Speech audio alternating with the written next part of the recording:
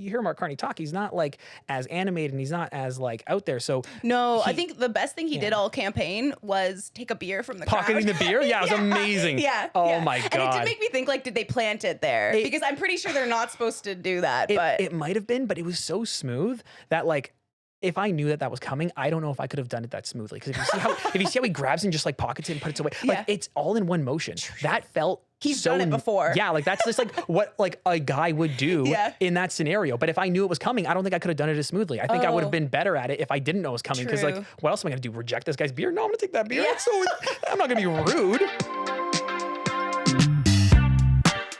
Hello and welcome back to Overstimulated with me, Hillary Henderson. Guys, you probably know this already, but Canada, we have an election at the end of this month. And here to talk about the election and strategic voting, how can we even understand everything that's happening, is news and politics commentator Frank Domenic. Frank, thanks for joining us today. Thank you for having me. I'm very glad to be here. I am so excited to have you here today. With the election right around the corner, there's a lot we need to know. You post a lot of political content online. More than I'd like, yeah. I love it. But before we get into all that, you first got interested in politics. Did you have a political family growing up? Not political inherently, but it was a union family. So my parents both worked for the WSIB. I had a lot of cousins and family who were teachers or otherwise unionized, private or public sector. So I only ever knew that kind of mentality where it's like, you know, it's important to get a strong unionized job with a good pension. And so when I was in high school and I was doing very well in math and sciences, I was getting a lot of push from my guidance counselors to go into engineering or to go into business because you're so smart, you can make so much money. But I wanted to be a teacher in high school. And I was told, you're too smart to be a teacher, which is hearing that from a teacher. Like in retrospect, I would never say that to a student. Right. I would say like, if there are other things you want to pursue, like pursue your passions. But I would never tell a student like, you're too smart to be a teacher. But I guess it was because like they thought that I could do great things. And like, I'm a disappointment because all I do is yell at a camera and I talk and I'm a teacher, right? So like, obviously I'm underperforming. Do you remember why you wanted to be a teacher? Was it like you liked the smell of the school hallway so much? You know what? It was because my parents were union workers, their job, while it was probably super boring, they had a tangible impact on the world, right? And even though like the WSIB, it's workers' comp, right? It's not like the most connected to people's daily lives, but like I thought I want to do something where I feel an impact of my job. So as I was growing up, right, I was in grade 3 during 9/11. And so the fallout from that, seeing all the changes in the world, right? Growing up in a very tense time, which I mean, God forbid, comparing that to like now, I feel like it's so much worse for the kids now. But like it was the advent of the internet. I was a very online kid, and so I was reading news at a younger age than I should. And now so many kids do that, so it's a totally normal thing. But I got into politics simply because it felt like so much stuff was happening in the world, and I felt like I needed that sense of control to know what was going on. I like that. Yeah. That's how the interest came for me as well, that I was like, I need to know about these things. Well, and like, I don't know exactly how old you are, but I grew up at the advent of Wikipedia, where like the Wikipedia rabbit hole was a new concept. And like teachers and parents were scared. It's like, oh, these kids are going to go on Wikipedia and they're going to learn all this fake information. It's like, yeah, honey, you're going on TikTok and you are learning from people who should not be talking. Right. And like myself included, sometimes I talk about stuff where I don't understand. The best is when I talk about like finance stuff. I'll be talking about like finance stuff and I'll get like one thing wrong, and finance heads on Twitter lose their minds. Hey, but that's good for engagement. And it's funny that now Wikipedia in comparison looks like a peer-reviewed journal article. It is. Like, it's like, we teach our kids now in school, like you go to a Wikipedia article for initial research, and then from there you go to the citations, you look at the sources. Exactly. The citations. That's good. What made you want to start posting about politics? You were like, I have all this knowledge, yelling at my students isn't enough. I need a bigger audience. So before I did that kind of stuff, when I was in university, I was making YouTube videos. And I remember when I was in high school, like I wanted to be like a YouTuber, but like I didn't understand what would have actually made me happy doing that content. And What kind of content did you post? I was doing, and also, is it still out there? Can we still find it? No, I privated it all because it's on the actual account that I'm doing stuff on now on great. YouTube. But all those old videos were private, not because they're embarrassing, but just because it was such a clash seeing me like 15 years ago and then now. Right. What was the content? It was a lot of like, not pranks, but like pranks. So like, for example, I was able to get a hold of like an old door that was taken out of our house before it was thrown into the dump. And I brought it into the university and I put it in the middle of our concourse.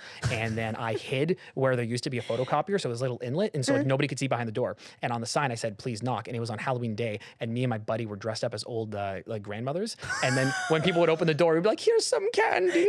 No. And like, it was like stuff like that. So when I say pranks, it was like that kind of stuff. Okay. But you knew from that time forward, you were like, I don't know if it's necessarily pranks, but I do like to be on the internet. Yeah, I liked talking and creating content. And the videos where I did the best and the videos that I enjoyed making the most were where I was talking about something that I cared about. Yeah. But I stopped making that content mainly because like it wasn't going anywhere and I wasn't having as much fun as it because I hate editing. I really hate editing. But then all of a sudden we get TikTok. Right. And on TikTok, I don't even have to edit. Yeah. I just press record. And then when I have a thought, I press record again and I stop. Yeah. Like I literally don't edit my videos. I press, I speak, I press. That's and why like, you get so many out a day. right. And I try to like avoid the millennial pause where you press the button and then start talking. Yeah. Cause like, yeah, I'm a millennial, but like I'm closer to the Gen Z side of it. Okay. I really don't want to like come off as older than I am.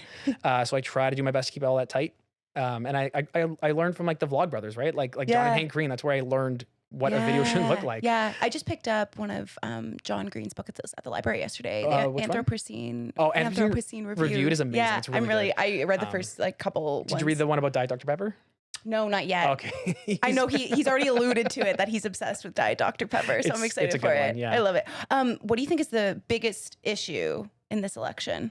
The biggest issue in this election is, unfortunately, who is going to lead us against Donald Trump. Yeah. And the real problem with that is that it doesn't functionally provide the most amount of benefit to Canadians to be focusing on that. But like that is what we have to deal with. And that is so unfair to the Canadian electorate because I think that there's a lot of people who are changing their votes specifically because they look at either a leader that they don't want on the world stage or a leader that they don't think can be on the world stage. And so they are voting against their personal interests when it comes to policy because they are terrified of Donald Trump. And that is not fair, but that is the world we live in. Do you think, is that why the Liberals have been getting more support?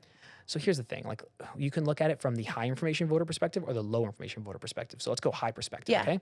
Mark Carney, governor of the Bank of Canada, governor of the Bank of England. He already knows world leaders. He has already been in the room with the people who are the prime ministers and the presidents of most of the countries in the European Union. They know him on a first name basis, right? High information voter says, who can negotiate with the European Union and help us fight it back against Trump? It's the person who is already friends with those people. Right. Vote for Mark Carney. On the other side of the perspective, we have the low information voter. And that is all going to boil down to who they think can project power. And if the person sees a video of Pierre talking and he's fighting back against a reporter and he's coming off strong, they're going to say, yeah, he's going to do that against Trump. I'm going to vote for Pierre. Interesting. But it's not necessarily like the way he might be responding to a reporter is like not, but like that's not the enemy necessarily. But not all low information voters are going to vote for Pierre. There's going to be low information voters who see Carney and all they hear is governor of the Bank of Canada. They have no idea what he did. They have no idea what his policies are. They just say, oh, bigwig, he's a banker, he's a this, that. Of course he's going to be good at negotiating. But he's like, you hear Mark Carney talk, he's not like as animated and he's not as like out there. So I think the best thing he did all campaign was take a beer from the pocketing crowd. the beer. Yeah, it was amazing. Oh my God. And it did make me think like, did they plant it there? Because I'm pretty sure they're not supposed to do that, but it might have been, but it was so smooth that like if I knew that was coming, I don't know if I could have done it that smoothly. Because if you see how he grabs and just like pockets it and puts it away, like it's all in one motion. That felt he's done it before. Yeah, like that's just like what like a guy would do in that scenario. But if I knew it was coming, I don't think I could have done it as smoothly. I think I would have been better at it if I didn't know it was coming. Because like, what else am I going to do? Reject this guy's beer? No, I'm going to take that beer. So I'm not going to be rude. And so that's why I think it might have been natural. But yeah, like the problem is like, when you are a low information voter, and that's not an insult. And just to clarify, when you say low information, these are people that, perhaps aren't reading the news regularly. They're just getting sound bites maybe off of social media. And I know a lot of people get upset when I say that, but I'm trying to use words in the way that helps us like actually articulate and talk about things. And to clarify, if you're like, shit, I think I'm a low information voter. There's nothing wrong with that. Congrats, There's nothing wrong with that. Yeah. And also you turned on this show to hopefully become, more of a high information voter. And there's, many, where do you mostly get your news from? I will read CBC, CTV, Global News. I go on Reddit and I find articles. Like I try to stick to mainstream media. And I know that some people are like, oh, but you're not even part of the mainstream media. But like, we need real journalists to do real jobs. You're not coming out claiming to be a journalist. You're taking the information they're getting and saying, okay, how does this relate to things I've been seeing before? But I will say there is a place for influencers and content creators in so much as like you were talking about like originally, and because I never answered your question, how did I get started? I got started because of the Convoy. And when I saw them leaving BC and no mainstream media was talking about them, I was getting worried because you're Googling the names of these people and you're like, oh, some of these people are associated with like the white supremacist movements. And like not all of them, but just some of the main leaders. And so I was enough that it's concerning. Right. And so I started making content about that. And then all of a sudden Global News and CBC started picking it up after they like left Alberta. And then by the time they got to Ottawa, mainstream news had to fact check everything. But I could be on Reddit or on Twitter or have a phone call with somebody who lived in Ottawa and they said, hey, like the war memorial just got vandalized, or hey, this shop just had a pride flag just got a rock thrown through its window. And I could report on that night. So I was up until 2, 3 in the morning talking to people on the ground in Ottawa. And that's not real journalism. It's more activism. But because I could just say allegedly this thing happened and I'm not a news organization, so I don't have to worry about that. I could get it out faster. So content creators, I think, are a lot better when it comes to politics and when it comes to news at facilitating a discussion or a conversation, especially around things that are moving really fast. Right. Yeah. Going off of that, do you ever worry like, oh shit, this story's still developing. I don't want to say something too early. And also just to clarify for everybody, we are filming this episode April 9th. So things might have changed by the time this comes out. All of a sudden, Elizabeth May is going to be projected to be the leader. I would actually love to see it. It'd be crazy. Yeah. Crazy world. On the Elizabeth May though, it did shock me because it was the first time that I saw CBC cut to all the leaders' faces, the debates coming up April, is it 17th? Honestly, 18th? I can't even remember. It's, Google that. You guys will know when it's coming up. But when they put all the faces off, I was like, oh, these are literally all dudes now. Yeah, well, I didn't realize Elizabeth May was carrying she has a co-leader, right? That's right. And he's so, going to be the one in the debate, Jonathan. Yeah, and it's good. It's to get a little bit of change out there. Yeah, for sure. But sorry, going back to like you trying to make sure that your information is as up to date. Again, you're not a news source, but you do have a lot of people following you that are looking up to your opinions. So, like, for example, I know the importance of like being the first one to a story in terms of like getting views. And I really try not to do that. But like, for example, when Elon Musk did his whole little, thing, I was watching it live. And so within 10 minutes, I had put my video on TikTok and it was like my most viewed video ever by like fivefold. It's millions of views. And that was because I was like one of the first people in the world. Because you were seeing it happening and you were like, oh, I didn't like that wave. Right. And now did I add anything to that? No, all I said was yikes, right? Like that was my commentary on that. But when it comes to stuff that there is more, it's not as clear cut as like, a Nazi salute. When things need a little more nuance, I'm not always the first one to jump at things. I wait to see what other people are saying. I wait to see like what we can actually establish. And I will try to be first to something if I think it's really important that we start talking about something. Right. But I'm really not like there's a lot of breaking news commentators, and I really try not to be that person. Okay, I like that. Who would you least trust with the aux cord on a road trip? Carney, Singh, or Polyev? Oh God, here's the thing. I bet Mark Carney has like good dad music. Right. But that's because I trust like he has kids that are old enough to give him that. Whereas Pierre's kids aren't old enough to give him that kind of energy. Right. And I'm worried about what kind of podcast Pierre would put on. Yeah. Like I don't want to listen to 3 hours of Joe Rogan, you know what I mean? You're right. Or God forbid Jordan Peterson. Yeah. He wouldn't put on any tunes and be like, let's listen to my episode of Jordan Peterson. But the thing is, I don't trust Carney. I trust Carney's kids. It's a difference, right? Right. His tunes are not coming from him. Right. Okay, but I do feel like his daughters could have fed him like some Sabrina Carpenter or some things that like he probably had to search on. Like they weren't on his safe songs, but he'd be like, I can pull some crowd pleasers. Although to be fair, my like musical taste does like kind of align with like older like Gen X fogey kind of people. Like I'm really big into like Our Lady Peace and the Tragically Hip and all that kind of stuff, right? So I bet that would be kind of up Carney's alley. Yeah. Like Canadian like rock, folk rock, like Bare Naked Ladies, right? Like I can rock out. My kid loves Bare Naked Ladies. Now. Cool. I'm so happy that I've exposed her to like some of those songs. She really likes their unique style. What's her favorite song? She really likes Pinch Me right now, but I think it's because we sing it to her. My favorite one as a kid was like then in the Chinese, which upon further reflection, I feel like that's a cancelable song in 2025. I don't know. You would think so, but they're so silly that I don't think it matters. That people be like, it's fine, it's charming. People want to forgive people for like saying like kind of like things that are like offside, as long as it's not like actively hurtful, right? I think we've gone past the cancel culture thing where like everyone was trying to like cancel everybody because we realized that like that it was doesn't actually do anything either. It's a bit overboard, yeah. Yeah, I like that. Okay, I want to play a game with you. I'm calling it Party Leaders and Party Poopers. Okay, which leader do you think would make the worst roommate and why? Oh, God. I think, first of all, Jagmeet Singh would be the best roommate because he took care of his brother and he cooked for his brother a lot. So, like, him for sure. True. I think Pierre, because I think Pierre would be the kind of person who would like, I think he really likes his space organized. And like, if I want to leave my socks hanging out somewhere, or if I'm in, like, if I like, it's kind of like where my wife doesn't like my basement area because like I leave all my stuff everywhere. I feel like Pierre would also not like the disorganized mess of my brain. And so if he saw my stuff hanging out there, he like, why is this not organized? We need to organize this thing. This is a mess. How do you live like this? Do you think Carney would be strangely chill with the mess? I think he would look at it and he would just shrug off and be like, ugh. Like he wouldn't like want to deal with it. Disappointed, but he's like, I don't have the energy to he's like, put it downstairs. This is not a me problem. Yeah. Okay, I like that answer. I like that. Who do you think would ghost you after 3 dates? Which leader? Ooh, Singh. I feel like he would ghost me too. You know what? Yeah. I feel like in his younger days, he was a bit of a playboy. Not so much that like he would like necessarily be rude to people, but like the dude's got swag. Yeah. Right? Like and you can't have swag without some ghosting, you know? Right? You can't have one without the If you're that cool, you probably got other people interested in you. And like he doesn't need me. He's got better people. Jug meat fucks? Question mark, question mark, question mark. You said not me. I love it. Okay, who do you think is most likely to be late to their own press conference because they were scrolling? Because they were scrolling. Yeah. Ooh, okay, 100% it's gonna be Pierre, and I'll tell you why. Because he's gonna start scrolling through, and it's gonna be like, oh my God, China did what? Oh my God, Mark Carney's dad said what? And he's just gonna keep like smelling his own BS. That's the problem. And spiraling. Right? Okay. The other two would probably get bored. He has people around him that are like, hey buddy, Pierre, please. Right? Like, because the type of people who get stuck scrolling, and I'm one of them, are the people who like smelling their own like crap. You know what I mean? Like you just keep getting fed stuff and you're like, yeah, that's good. Oh, a dog now? Oh, back to politics? Oh yeah, that's good stuff. How old is Pierre? He is technically a millennial.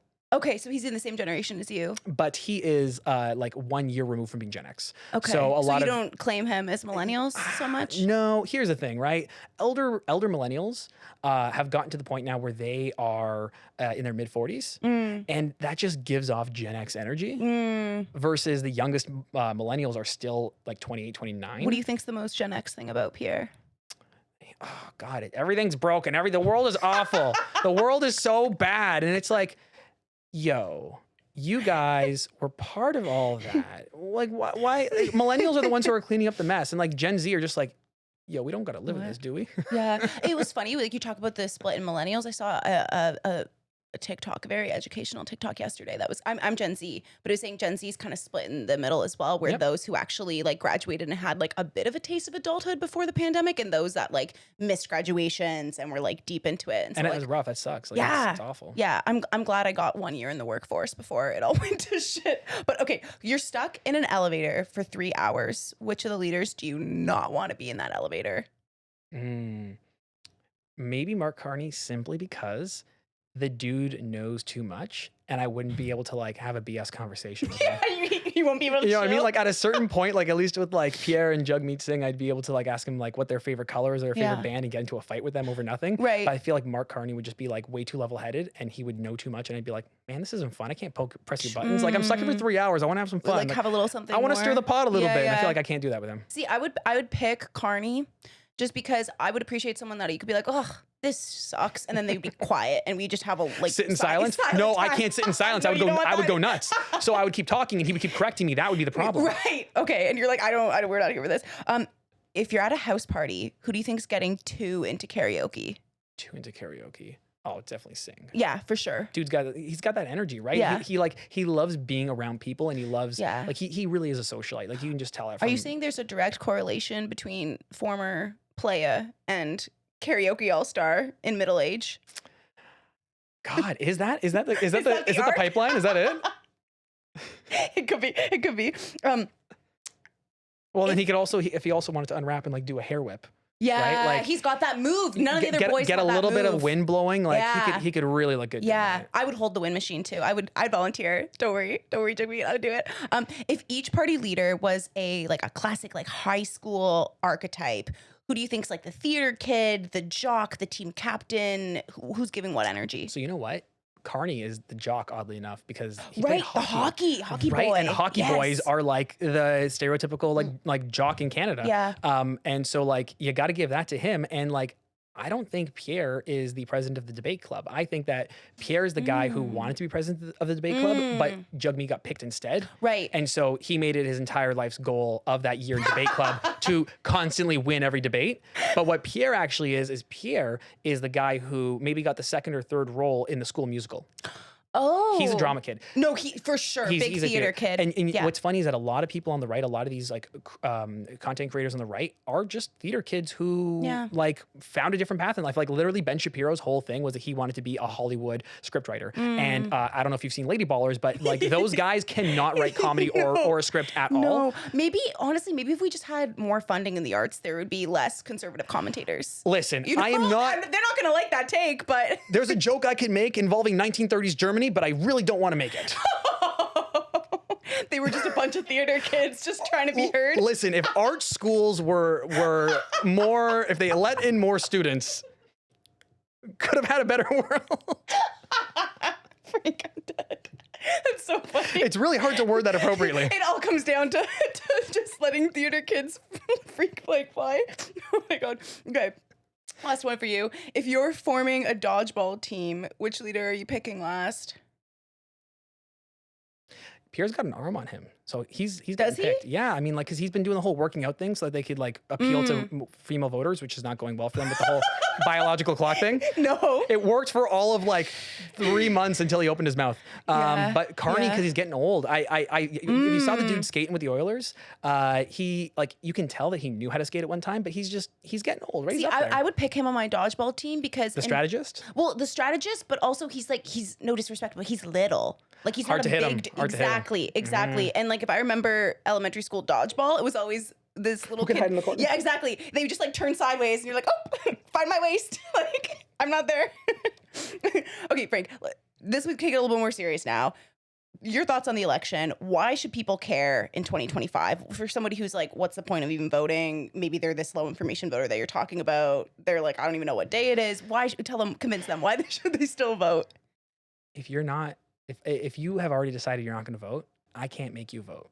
But what I can say is that it is the most important piece of power that you have in your life that everybody has access to, right? And so when we talk about the importance of voting, regardless of any specific election issue, if we are not voting, we are giving away our power. And look at what happens whenever we have low voter turnout. Yep. Doug Ford winning an election with only like 17, 18% of people actually voting for him specifically with a voter turnout below 40%, that basically says to the government, we can do what we want because nobody's paying attention. Yes. Yeah. High voter turnout, even when your party loses, indicates to the government in power, there are people who will actually go to the polls next time and make sure you lose. So it's important because of the Trump stuff, because of the tariff stuff. It's important because the global economy is a mess. It's important because housing is in a crisis and healthcare is in a crisis and the provinces aren't doing anything to fix that. So there are these large scale things, but also on the individual level, you have power. And if you don't exercise that power, if you don't utilize that power, you're throwing it away. So even if you spoil your ballot, everyone needs to vote. Vote. Just do it. You know, you're being very nice about it. I'm going to be mean about it. If you don't vote, you're a fucking loser. And no one's ever going to talk to you again or have sex with you or let you sing at karaoke. So, yeah. That'd be awful. Yeah. And, you know, ladies, fellas, anyone, if you're talking to somebody, and I mean talking, wink, and they're like, oh, I don't think I'm going to vote, drop them. Okay. Or withhold blowjobs or something. You know what I mean? Like, make it hurt. Hit him where it hurts. Okay. Seriously, though. What do you think in general? Like, we're talking about strategic voting. You know, can you explain that briefly for people who might not know what that is? So if you are terrified of a certain party, let's just say the party's color is blue, and you will do anything in your power to not have that specific party, let's just say the blue party. But to be clear, the right is not strategic voting. Well, they don't have to. Right. Right? Yeah. So the right doesn't have to strategically vote because there's only one real right-wing party in Canada. The PPC doesn't count. They don't really exist. But on the left, you have people who are split between the Greens, the NDP, the Liberals, and in Quebec, the Bloc, right? And so strategic voting is essentially making sure that you're voting for whatever party has the best chance of beating the Conservatives in your riding. Yeah. Would you suggest people do that if that's the outcome they want? If you are the type of person who thinks that damage mitigation is more important than voting for your like personal beliefs, then 100% you should be strategically voting. Go to smartvoting.ca. JB is running that. And listen, I'm going to speak right to NDP voters right now, okay? Because there's some stuff going down, and I don't know what's going to happen between now when this is posted. But the NDP is really on the attack against smart voting and strategic voting. They are basically calling out people on the left and the center, saying that we're sabotaging the NDP and all that. Like people who are running these sites are being attacked by the actual party and the structure of it. And I just want to say that, like, most of the people who are organizing strategic voting, most of the people who are advocating for it online are actually leftists. They're NDP voters, but they are so terrified of Pierre that they are saying, let's vote for the Liberals this time because we have to. And I understand if you're the type of person who like says, oh, I'm always having to vote for the Liberals. I don't want to do it. I get it.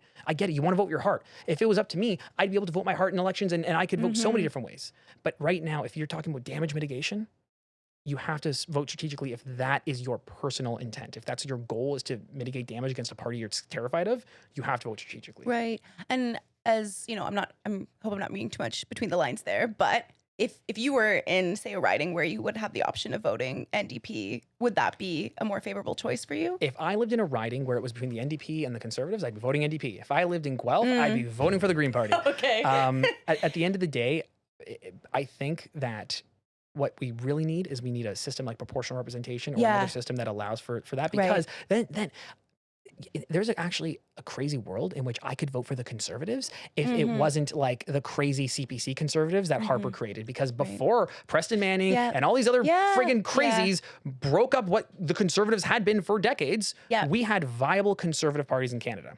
People like, I don't know if you've noticed this, but like the Conservatives are now trotting around Stephen Harper. They're bringing him out to rallies. And it's because they think that Harper was popular. Harper wasn't popular. Harper was palatable. Harper made sure that nobody in his party ever spoke out against abortion or against gay rights and all that kind of stuff. And he kept a tight leash on his people. Yeah. Pierre's not doing that. No. And so it doesn't matter if Pierre says, well, I wouldn't vote for that. I wouldn't allow that. Then stop letting Arnold Viersen say the craziest things and pull up a picture of him, okay? Yeah, no, it's we've showcased his photo on this pod before. The people know. Like, people need to know like who we're talking about, because we're not talking about like the party as a whole. We're talking about the 50 conservative MPs or candidates who were endorsed by the Canadian Life Coalition. Yeah. You can go back to our episode on women's rights just after the American election if you want to see our discussion about that. But yeah, scary things.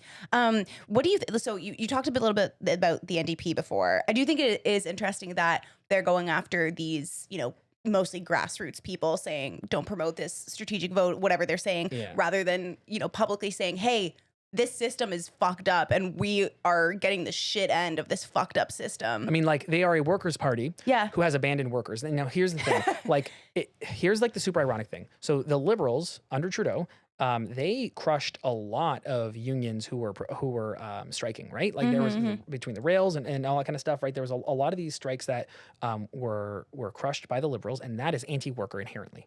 The problem is that the NDP, every time this strike would come up, every time there was a strike, would say, well, if the Liberals don't allow it to happen, we're going to bring down this government. And they never did. Right. So the Workers' Party wasn't actually standing up for workers. And so the problem is that now they're saying, well, why aren't the workers voting for us? Because you didn't use your power when you had it. Yeah. Right? So how are people supposed to trust them? And that's why I think the party needs to be rebuilt. They need to truly be a workers' party that can focus on the material conditions of people's lives. What can you say about what you think the left, and by the left I'm meaning those three parties that we mentioned earlier, what do you think they're doing right and what do you think they're doing really wrong?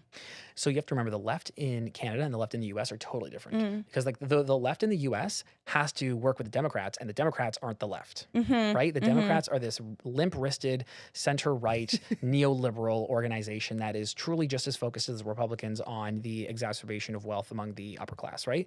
The Liberals are a center-right party that will never dive into identity politics in terms of attacking people. They have not in decades, and they won't go back to that. But at the same time, they are not inherently a left-wing party. But they absorb so much of the left-wing vote because they play things in just the right way. So it's the same reason why Doug Ford is able to get people who are center-left voters to vote for him. Right. Because Doug, even though his family is historically homophobic and they would never attend pride parades and all that, the moment he became premier, the moment he started sniffing at power, he realized that he could not be doing that. So he started marching in pride parades. He stopped his party from doing any attacks on women's rights or LGBTQ rights. And so that immediately diffuses any of the tension. And so a lot of people are willing to give him a chance. And even though he keeps screwing up, he's the aggression isn't staying there. People are he's constantly diffusing that. And so on the okay, so what you're saying is I mean, is that ultimately better for the left though? If these conservatives are realizing, if I want to keep like in some ways, I think the system is functioning the way it's meant to, where people are saying, if I'm going to get the popular vote, if I'm going to stay in power, I need to appeal to the most amount of people. And so, but the thing is that at the provincial level, that may be the conservatives, but at the federal level, it's the liberals doing that, right? So when we talk about the left, what's left of the left is the NDP, and the NDP are trying to take that center vote. It's even happening in Ontario under Merritt Stiles. Like she is really trying to become a more center party. So if you were advising the NDP, what would you say to them?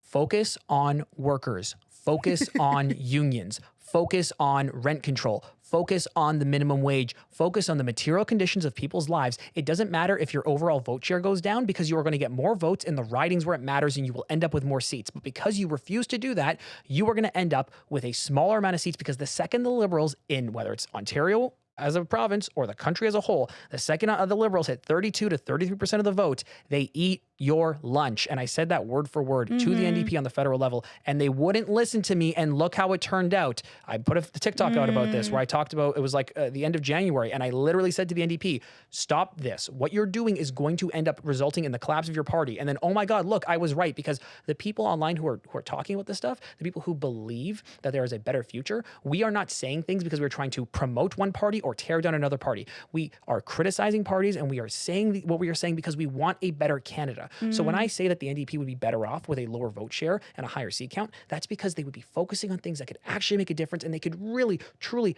fight for those things. And we need that. We need conservatives, liberals, and the NDP to be as strong as possible and to fight for those things. Yes, I want a strong conservative party. And you know what that means? That means we need to break up the conservatives back into the two parties that they were before. We need a progressive conservative party, because you know what? So many people in Ontario would vote for a progressive conservative party. We need that. We need that. And then let Alberta take the nuts. You know what? They can have their crazy far right party, and they can try to hold power if they want. But I think we need a system that allows for more parties that can be more specific, and they can tailor to more people's individuals' wants and needs. And that way parties can fight for people. Hell yeah. I love it. Sorry, that was a crazy rant. It's just how I feel. I like it. I'm into it. Frank, when are you running for office?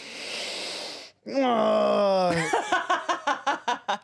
the party's like, you've got so many ideas. The party's Where not do you find put me. your name in? At the end of the day, I think what it really boils down to is I love my job as a teacher, and I have 2 small kids.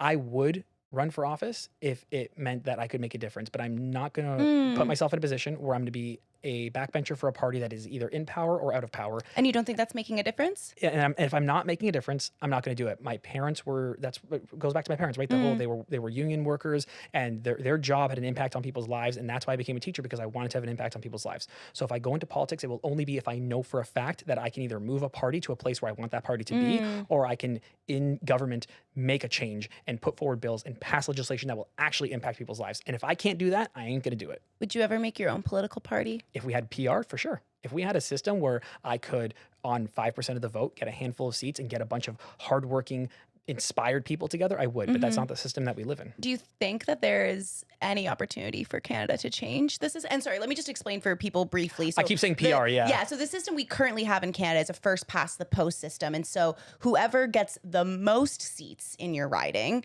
they become your MP. And then whichever political party gets the most seats, their leader becomes the prime minister. It's why the Conservatives in the last 2 elections got more votes than the Liberals, but because the Liberals were spread out evenly. I remember how I was saying 30% of the vote, the Liberals become very efficient. That means they're able to win a whole bunch of ridings at just the right number of votes.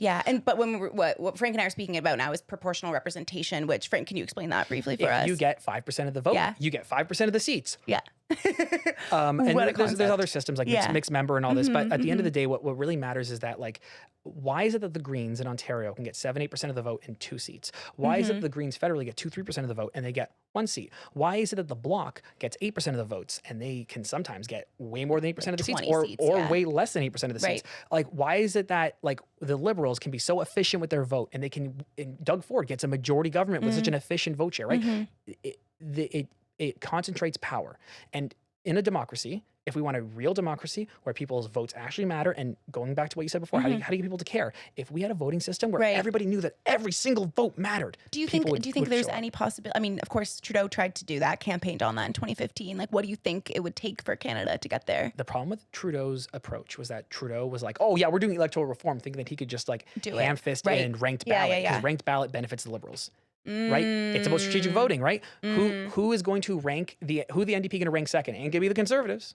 Right. So, and same thing if you're conservative, you might be ranking. You're going to rank the NDP or hell, even the Greens before the Liberals, right? But like, so the ranked ballot really stands to benefit the Liberals the most, which is why they push for it so hard.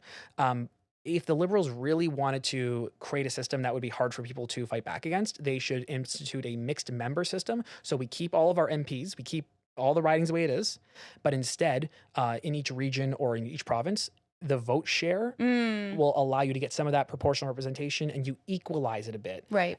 If the Liberals really wanted to keep a power structure and create a new system that was more fair, they would have ranked ballot for the local ridings and then do PR straight for either the regions or the provinces. That would allow them to have that efficient vote share at the local level, but it would give more power to the What do you think it would take Canada to get there? Chaos. Chaos. Okay. Yeah, I think if Pierre, maybe the 2025 kind of flavor of chaos or different chaos. I think if Pierre had won this election, I think if it was a landslide and Pierre won with like the 280 seat majority or whatever that was being projected for him, like at his peak, a couple months ago, I think that whenever the next round of elections came up and the Liberals had a shot, they would campaign on it extremely hard and they might go for it because Carney is going to win in this landslide. You don't think we're gonna? Yeah, right? probably and not. Even in Ontario, look at what happened with Doug, right? Yeah, there was a I also sidebar. I love that you keep calling him Doug. Well, he's a casual politician, sure. So like, it's not a disrespect thing, right? If I want to be disrespectful, I'll be disrespectful. But like when there was an NDP MPP, Catherine Fife, out of Waterloo, Kitchener, who it was rumored that she was trying to approach the Greens and the Liberals to talk about how we can maybe not have the parties eat each other's votes, so we could next time more efficiently beat Doug Ford. And I advocated to both the OLP and the ONDP and the Greens, and I said you shouldn't run candidates against each other if you want to beat Doug. If they had done that, they probably could have held him to a minority, which means that he wouldn't have been. But I think so. When I asked you earlier about like some things the left is getting wrong, like you think there should be more kind of they're eating each other rather than right. So like when I talked about how like the Liberals are eating the NDP's lunch, right? Wouldn't it be a lot better if they could have shared that? Yeah. Like the NDP could have done a much better they job got of to feast together. Right, exactly. Yeah. Because like in a winner-take-all system, of course the Liberals are going to do everything in their power to beat down the people who they're sharing votes with, right? But if we had a more collaborative system, or if we tried to work together, we could and they do it in Europe, okay? People are like, oh, but look what happens in Italy. They have elections every like 12 months. Yeah, because Italy is a chaotic mess, okay? Italy would be like that regardless of a PR system. And also, I mean, you know, as the audience, you guys know what, listening, in my master's degree in public policy, it's this kind of thing that you're left struggling with, where most governments, most political parties are running on a 4-year or less election cycle. And that's great. We should have elections, but it makes it really freaking difficult when you're trying to tackle problems like climate change, like housing, that require more than just 3-4 years of commitments to achieve. I think here's the best way of looking at it, and climate change is the lens that we should be using when we talk about like the importance of like long-term planning. But I'm just gonna really kind of encapsulate it. So for those of you who are part of the millennial generation like me, you guys remember that when we were growing up in school in Ontario, we were taught that it's so important that we fight for climate justice and we enact climate change, not for us. And that was right in between the lesson on how to roll your skinny jeans and exactly. but for future generations. Exactly. Yeah. We weren't focused on saving us. It was future generations. And what we were taught in school was, oh, well, climate change won't start affecting people until 2100. It is 2025 and the world is on goddamn fire. We are 75 years, way too early for this. My child went through she's 4 years old. Why is it that she lived 25% of her winters without snow? Yeah. That is crazy. That is nuts. Climate change is here and it's happening now, but because we have this 4-year cycle where we cannot work together and we cannot put together a consistent strategy that every party can commit to, which they're doing in Europe, so it is possible. Yeah. Because we cannot do that in Canada, and because America can't get their goddamn stuff together, because we're so focused on this 4-year cycle, we cannot plan long-term. And it is coming to the point now where because we are so focused on the next 4 years, we are making poor choices, and those poor choices have gone from 2100 being the doomsday to right now being the frickin' doomsday. And and it is only getting worse. So we need that long-term planning, and we need that consistency of government. Here's one more example, because I'm word vomiting at you, but this is super. I love it. Period, Frank. Get him. a great way of thinking about it. Okay, in Germany, for like the last 10 elections, they have had coalition governments, and the crazy thing about that is that you get like the Christian Democrats, who are actually like their conservative party, working with the left-wing party or working with the center-left party or whatever, and in every single election, what has happened is that one of the two parties in the coalition has stayed on and found a new coalition party to lead with, which means that technically, since Germany has been founded in the 90s, like modern Germany, there has been consistency in their government. One of the two parties that has been in a coalition has continued into the next cycle, even if it's changed the other partner. So there's consistency. There's a bit of institutional memory and longevity and like how you can plan and function. And so that really allows for a country to really think in the long term. And like, I know that people don't like when we say anything nice about China, because right now we are in a bit of a war with China, even if China's up against the States. China is trying to economically take over, right? And so we do have to have our backs up. But what China does is they think in 100 years, right? And that is why they are able to now take so much away from the West in terms of like green tech. And that should have been us. Canada should have been a global leader on green tech. But we let China just take that over. So China can plan in 100 years because there are no elections. Right. Well, they do have elections, but there's one party. But even like Japan, right? Japan has basically only had one party ruling for the last 50 years, something crazy like that. And it's not that they can't have other parties. It's just that they are really stuck to this one party. But because they have that one party, they can plan into the future. But the other side of that coin is that they have a democratically elected government, but because it's one party that's constantly getting elected, they keep making the same mistakes. And so they're having a demographic crisis. So there are two sides to every story, right? Like China might be really good at investing government funds into these private corporations that allow for them to take over specific industries like green tech or this and that or whatever. But they also have that same issue where because they are so focused on their goals, they are leaving behind a whole subsection of people in China who do not get the advancement in the economic development that everyone else gets. So I'm not saying that one thing is better than the other, but the world's complicated, okay? Yeah, it's all complicated. Let's make it a little less complicated. Sorry, I'm so sorry. I went way too in the weeds. I'm so sorry. From the election so far, what are your top 3 funniest moments? I have mine. I think the beer, great moment. Yeah, the beer that was pretty silly. The beer's up there. I think it was maybe last week. Someone at one of Carney's rallies yelled out, "Lead us, Big Daddy." Lead us, Big Daddy. Oh my God. Big Daddy politics is the only kind of politics I want to see. Well, I made a TikTok about that where I was going through each of the party leaders, and I was like, Carney's more like a dad, right? Whereas Trudeau's like daddy, right? Yes. And Doug is like Uncle Doug, right? So every politician has that vibe. Yeah. And Pierre is Milhouse, or he's like Randall from Recess. What are some of the funny moments you've seen so far in the campaign? Okay, this is more like a political nerd thing. Okay. But I really liked when Rosemary Barton was kind of leaning into Carney and giving him a lot of flack, and he just looked at her and said, "Look inside yourself, Rosemary." Where do you get off saying that to Rosemary Barton? I know. And I get why he was getting pissed off because she kept attacking him on the same things, and that's her job. And good for her for keeping up on that. But the way he said it, it wasn't necessarily dismissive, but it was so out of pocket. Yeah. It wasn't mean, but if he was a 16-year-old girl, that would have stung. Right. It would have been Dad, look inside yourself. No, but do you really want to be this person right now? No, it honestly was so silly. I love that so much. He's taking the mental health moment, it's disappointing. Can we not do this? Yeah. Look inside yourself. I like that too. I think some other great moments I've loved so far was, there's been a laundry list of candidates on multiple sides of the aisle that have been oh, no, actually put your hand down. No, thank you. We're actually good. Oh, wait, we shouldn't be calling for the assassination of our political rivals? Crazy. Weird in a democratic society. Obviously, biological clocks. Hashtag biological clocks. Big moment. And what's really funny is that I've had a lot of conservative friends and family members being it doesn't matter how he said that. No matter how Pierre said that, people would have been offended. I'm gonna do it for you right now. There's a lot of young people out there suffering, and they aren't starting families because they can't even afford to buy a house. We need to focus on allowing people to have an affordable home. Could Pierre have just said that? Could Pierre have just said that instead of saying your biological clock is running out, your eggs are drying up, and you're never gonna have a baby? Why? Because that's how people interpret it. It's not that you said that word for word. It's that that's how people interpret it. why are you so incapable of speaking like a normal human being? Sorry. I don't know. Do you think he's maybe a lizard person secretly? No, I just think that he spent his whole life trying to become the prime minister, and it traps you. It traps you in this worldview, and like, and I've been stuck in it too. When you create content, like, it's really easy to get sucked up into your own like little bubble. Yeah. But like, we forget that there's real people out there, and it happened during COVID, and it happens with a lot of different things. But like, when politicians forget that there are real people that disagree with them, and we need to like talk to them normally, we get sucked into these like MGTOW, red pill, weird corners of the internet, and it makes us detached from reality. I have a take on biological clocks. I don't think it was said. He was like, I'm appealing to young conservative men.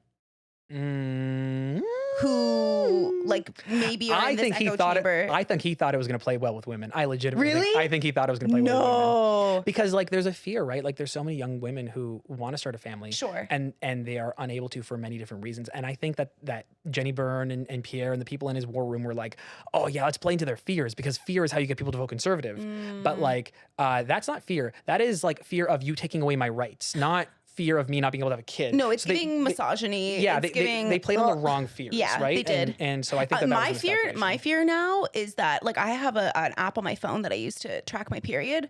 What's happening in the States, right? Yes, that's my fear. That's my fear. I might start writing it down in a book and then just, I don't know, forget when I'm gonna get my period every time. Here's the thing, even and I was telling people this when Pierre was like at like almost 50% in the polls. Even if we had a conservative government with a massive majority like that, and they were able to make some sweeping changes, fundamentally because of how courts work in Canada, and because we don't have like a demagogue style leader like there's with Trump, even though Pierre mimics a lot of Trump's behaviors and mannerisms, we do not have a country or a system that is set up to allow for that. God bless. Not that it can't happen here, but like with the current way things are set up, it just wouldn't. So I'm not saying don't be scared and don't fight for your rights. Yeah. But like, we also need to be careful that we're not running to the extremes and saying conservatives are going to take away all your rights. No, most conservatives don't want that. And most conservatives are very rational people. It's just that Pierre is crazy and I don't like him.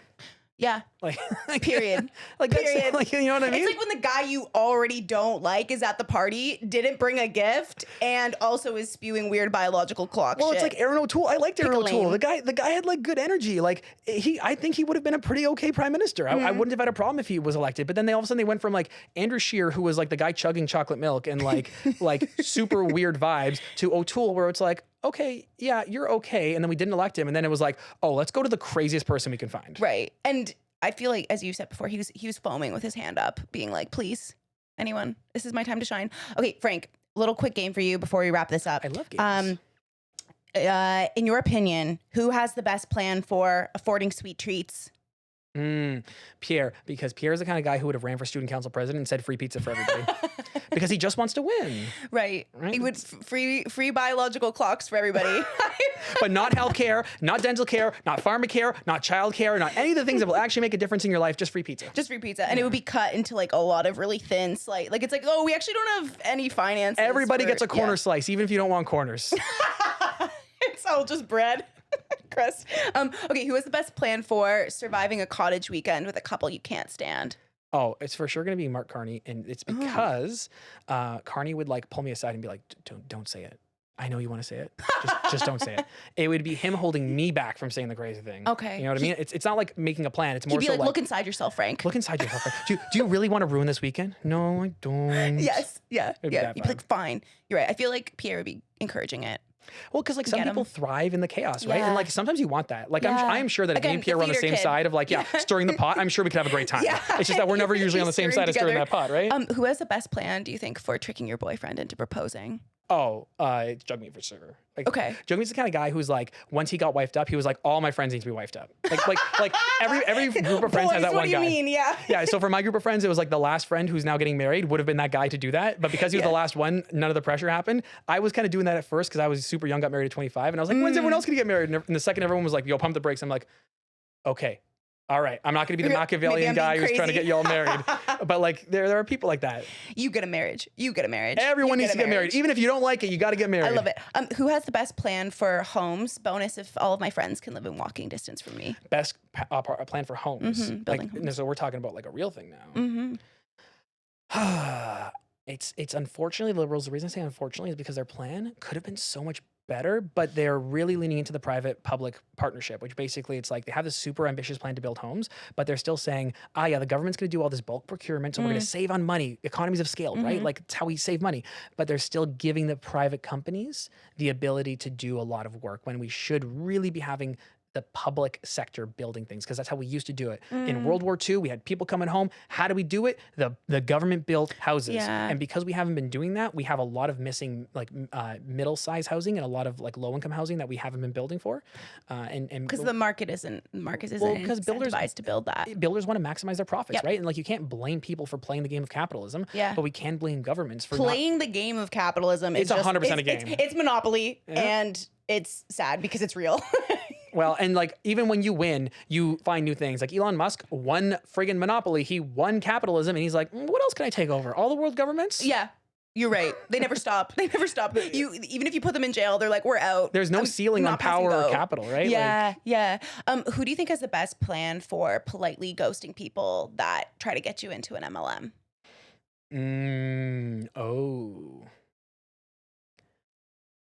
Part of me wants to say Carney because it goes back to like the cottage thing where it's like he's so level-headed, but at the same time, I think that Jagmeet Singh is socially bold enough that like, because sometimes Carney might also be the guy who it's like, well, let's just let them talk. Like, let's let them tire themselves out. Where Singh would be like, nope, flip the table, we're out of here. We're like too abrupt, right? Yeah. Carney might be like, yo, just slip him a 50. Yeah, like let's just let them be happy with this. And like, I think Singh would at a certain point be like, I want to go.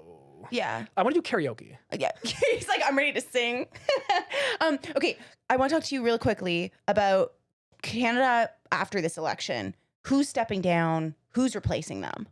So here's the funny thing. Even if Carney hadn't won the election, Carney would have definitely stayed on because he reversed the Liberals' fortunes so fast, right? So he was always a shoo-in. May, I think, wants to step down, but I think until Perrineau, how do you even pronounce his last name? I think so, yeah. Because like even somebody who's politically engaged, right? Because I still don't even know who the guy is, right? Yeah. So she needs to stay on just long enough to really let him get a footing. And every time I've heard him speak, I actually do like the guy. Cool. But he needs time, right? Yeah, I actually don't think I've heard him speak. It's because he's not really getting a lot of airtime. Yeah. Yves Blanchet, Francois Blanchet, might stick around because he is fairly popular. But the problem is that the Bloc is losing a lot of voters because all of a sudden Quebec nationalists are like, nobody breaks up Canada but me. Right.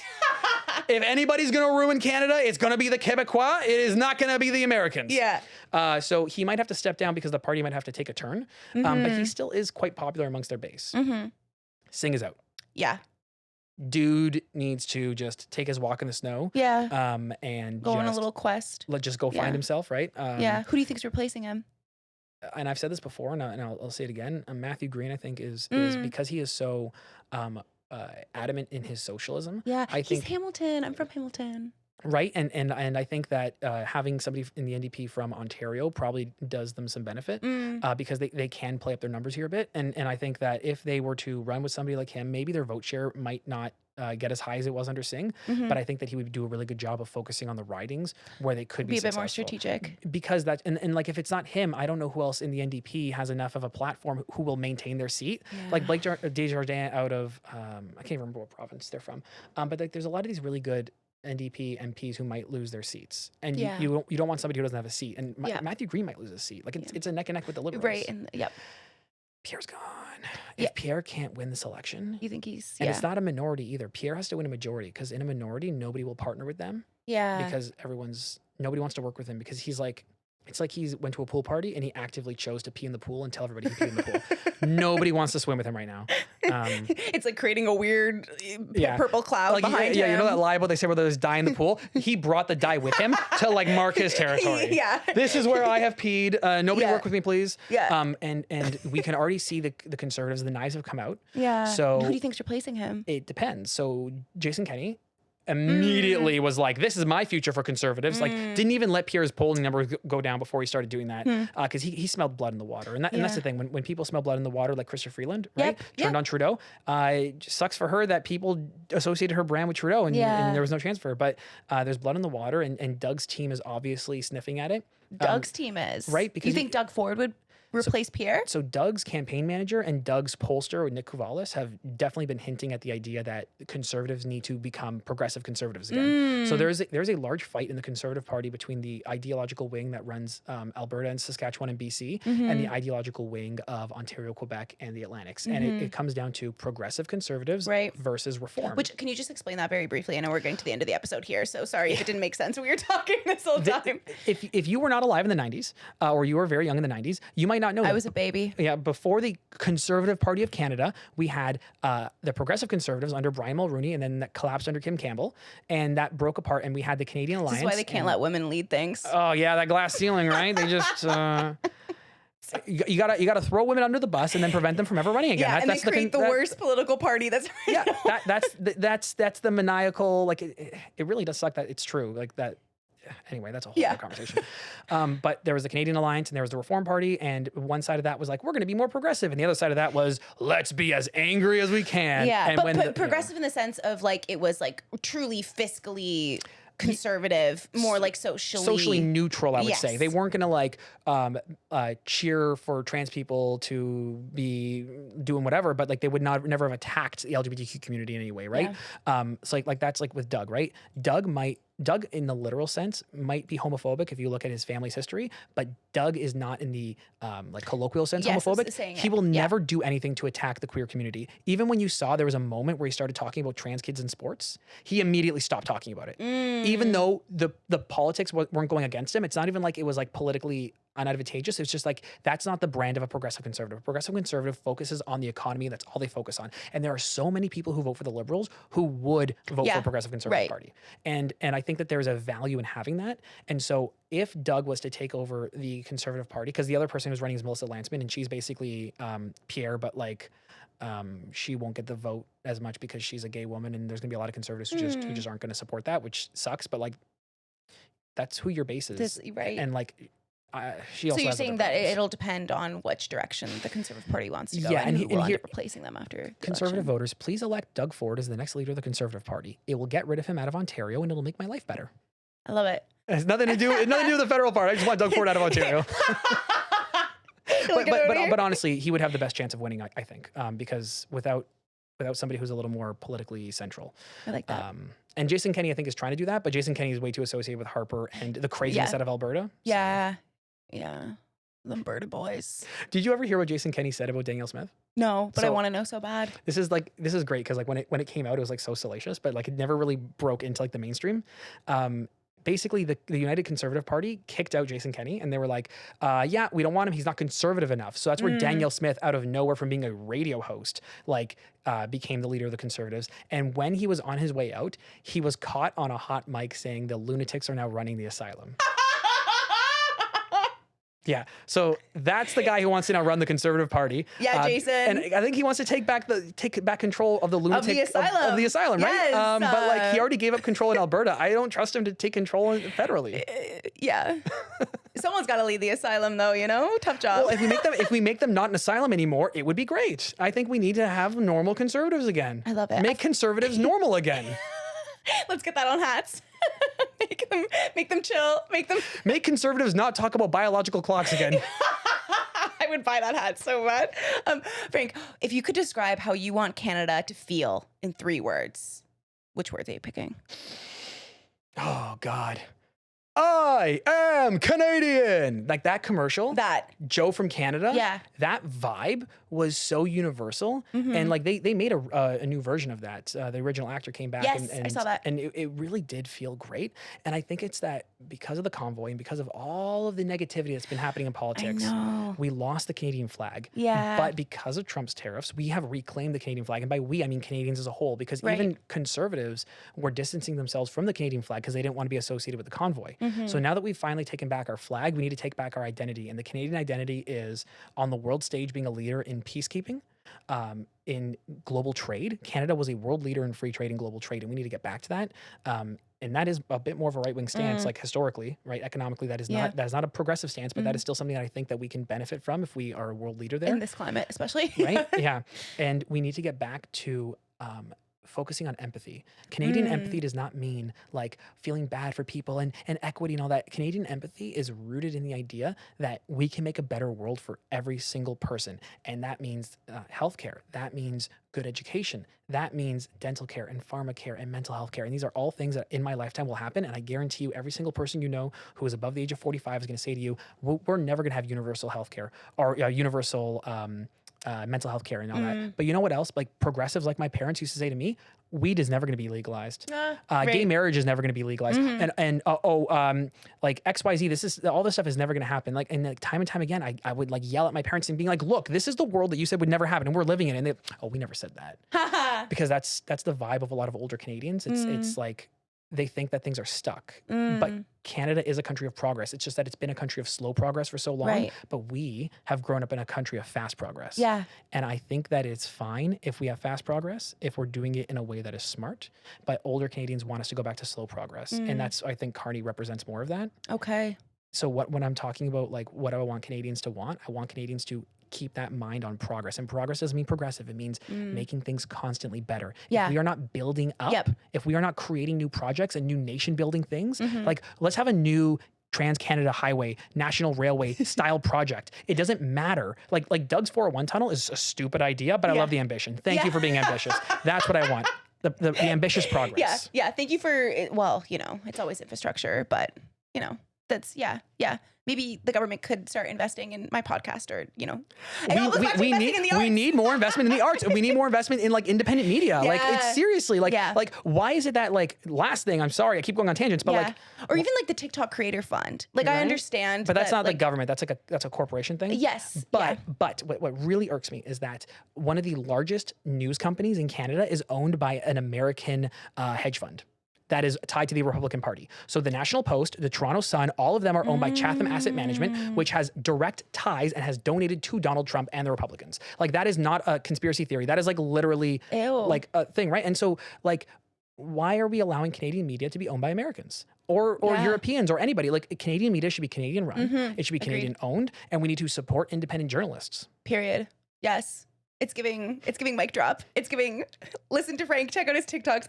Frank, one last question for you. Crazy world right now, crazy election cycle. You're making like 10 videos a day. How do you personally keep from getting overstimulated? I am in a constant state of overstimulation. I have very severe ADHD. And so like I'm constantly listening to something, or I'm thinking about something, or I'm writing something down. And the whole point of me making content is that if I don't word vomit it to a camera, I'm going to word vomit it to my wife or my friends. And she's like, no, thank you. Yeah, it wasn't good for my social life. Like I was really letting all of the things that I needed to express bleed into like group chats and stuff. And that's not fair to my friends and my family. So unfortunately, I have burdened you all with the burden of consuming my content and my words. And we love it. And we want to get more of it. Where can everyone find you, Frank? TikTok, Frank Domenic. On Instagram, I think it's the Frank Domenic. On Twitter, I'm Frank Domenic. On Blue Sky, I'm also Frank Domenic. On YouTube, I'm Frank Domenic. I think it's only the on Instagram. But like, even like I upload like Snapchat, and I upload to like LinkedIn. Like cool. I'm literally everywhere. Just like you'll find me. We'll link some of it below. If you want me, you'll find me. Yeah. Oh, and I have a podcast. Cool. It's called Perfectly Frank, and it's just I try not to talk about politics there, but I keep interviewing politicians just because elections keep happening. But like, yeah, I do that, and I make deep dive videos on YouTube and all that kind of stuff. I love it. Oh, and I have a Patreon. If you want to help me pay for my editor, because I have an editor, and that's the only way I can do long form videos. Yeah. So I'd really appreciate the support. And also because you're making political content, those brand deals don't come ranking in. People do not sponsor. There's no money in it. They don't want to sponsor an angry guy yelling about politics. Who would have thought? Crazy. Yeah. I hate this world. If I was a right wing grifter, though, I could have so many supplement sponsors. That's how they get them. You start just being like, damn, I like that guy's muscles. And all of a sudden you're like, biological clocks. Like, they're turning the frogs gay.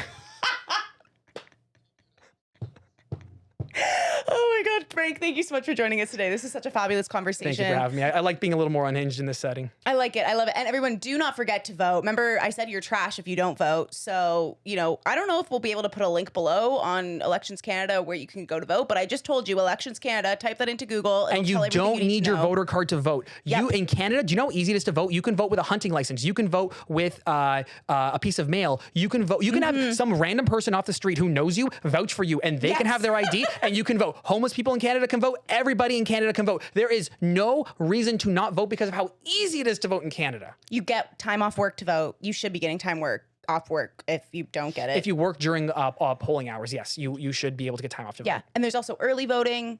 There's all kinds of ways. Always vote early. I just think that voting early allows you to have election day. You can just like not listen to the news and not worry about anything and just like block it all out. So you vote early, and then on election night, if you're nervous or you don't want to pay attention, you just go to sleep and you wake up in the morning and you see whatever color won, and then you move on with your day. I like that, and we'll be doing that. It's to prevent me from getting overstimulated. I love it. That's how we keep from getting overstimulated. Oh my God, guys. We will see you next time. Thanks so much for getting overstimulated with us. Bye.